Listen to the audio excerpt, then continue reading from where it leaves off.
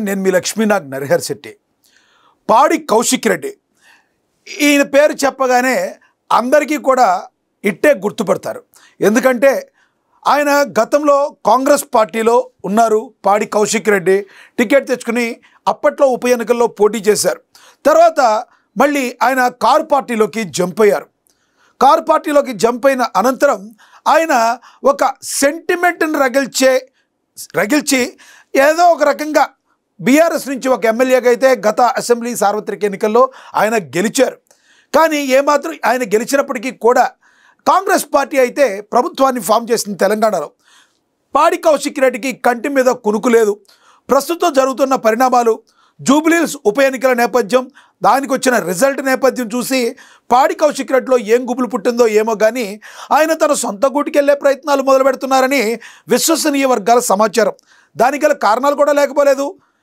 MLA కోటాలో ఉన్న MLC ఎన్నికలకు సంబంధించి నోటిఫికేషన్ ఉన్న నామినేషన్కి సంబంధించి సోమవారం లాస్ట్ రోజు కావడంతో ఆయన దాసోజు శ్రవణ్ కుమార్ గారి తరఫున ఎల్ఆర్ బీఆర్ఎస్ పార్టీకి ఆయనతో పాటు వెళ్ళడం జరిగింది.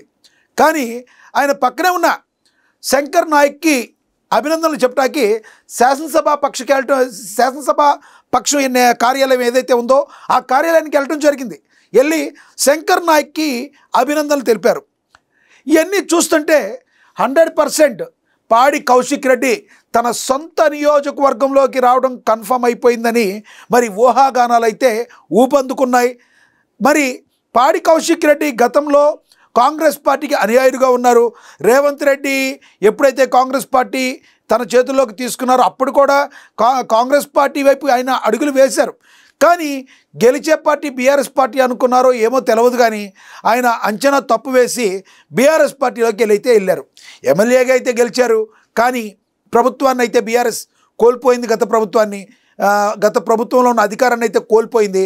తద్వారా తెలంగాణలో సీఎం రేవంత్ రెడ్డి అధ్యక్షున కాంగ్రెస్ విజయ డంకా మోగించింది. పాడి కౌశిక్ రెడ్డికి ఇప్పుడు కాంగ్రెస్లో ఉన్న నేతలకి కొంతమందికి అయితే పొసగడం లేదన్నమాట వాస్తవం.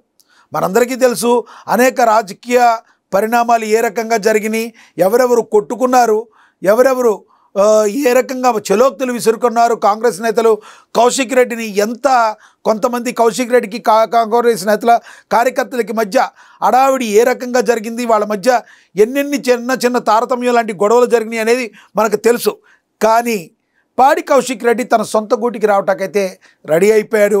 ఎటువంటి పరిస్థితుల్లో వచ్చే సార్వత్రిక ఎన్నికల్లోపు పాడి కౌశిక్ రెడ్డి బీఆర్ఎస్ని వీడి జంప్ అయిపోతారని మరి సోషల్ మీడియా వేదిక కాకుండా రాజకీయ విశ్లేషకులు కూడా కొంతమంది డైరెక్ట్గా చెప్తున్నారు. తప్పే ఉంది, గతంలో ఆయన కాంగ్రెస్ పార్టీ నుంచి వచ్చిన వ్యక్తి ఆయన తన సొంత గూటికి వెళ్ళిపోతున్నాడు అని చెప్పి మరి విశ్వసనీయ వర్గాల సమాచారం ఉందని చెప్పి రాజకీయ విశ్లేషకులు అంటున్నారు. ఈయన కూడా శంకర్ నాయక్ ఇప్పుడు దాసోజు శ్రవణ్ కుమార్తో బీఆర్ఎస్ వెళ్ళినప్పుడు అక్కడే ఉండాలి కదా. మరి శంకర్ నాయక్ లాంటి కాంగ్రెస్ నేతకి ఆల్ ది బెస్ట్ చెప్పాల్సిన అవసరం ఏంటి? అంటే మంతనాలు ఎవరి ద్వారా పంపుతున్నారు? శంకర్ నాయక్ ద్వారా మీరు మంతనాలు జరిపి మీరు ఏదైతే మీరు కాంగ్రెస్లోకి మళ్ళీ రావాలనుకుంటున్నారో మరి ఆయన ద్వారా చెప్పాలనుకున్నారా?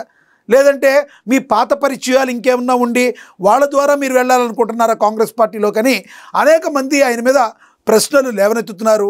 అయితే పాడి కౌశిక్ రెడ్డి ఇలా చేయడం ద్వారా బీఆర్ఎస్లో కూడా బీఆర్ఎస్ అధిష్టాన వర్గం అయితే చాలా సీరియస్గా ఉన్నట్టు తెలుస్తుంది. అయితే బీఆర్ఎస్ బీఆర్ఎస్ అధినాయకత్వం ఏదైతే ఉందో ఆ అధినాయకత్వాన్ని ఏమీ పాడి కౌశిక్ రెడ్డి పట్టించుకోవట్లేదు. తన వ్యక్తిగత ఎదుగుదల తను చూసుకున్నాడు.